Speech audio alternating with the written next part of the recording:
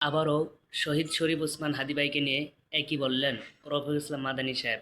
ভিডিওটা সবাই শেষ পর্যন্ত দেখে যাওয়ার অনুরোধ রইল। শরীফ ওসমান হাদী ভাই মারা যাওয়ার পরেও যেই মহিলাটা পুরুষদের সামনে আসে নাই, তার ওয়াইফ এতটাই পর্দানিশীল, ওই মহিলা আজকে ফেসবুকে পোস্ট করতে বাধ্য হয়েছে যে আমার স্বামীর বিচার কবে হবে। কল্পনা করছেন?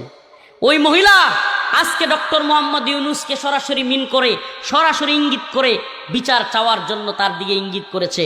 ও প্রিয় হাজিরিন, আজকে খুনির বিচার হয় না, আজকে খুনিদের বিচার হয় না। এই তো গণতান্ত্রিক সিস্টেম। আজকে চোরদের সাজা হয় না, এই তো গণতান্ত্রিক সিস্টেম। অথচ আফগানের দিকে তাকায়া দেখো, আমাদের দেশে তথাকথিত ইসলামিক দল, আমি এটি তথাকথিত কই, এটি আসলে ইসলামিক দলই না। কি লেগে জানেন? কারণ যারা ইসলামী শরিয়া প্রতিষ্ঠা করতে চায় না, এরা আবার কোন মুখে ইসলামের নাম নেয়?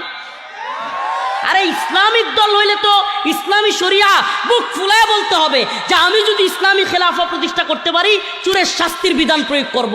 অবশ্যই আমি যদি ইসলামী খেলাফা বাস্তবায়ন করতে পারি, পূর্ণাঙ্গ কোরআনী আইন প্রতিষ্ঠা করব।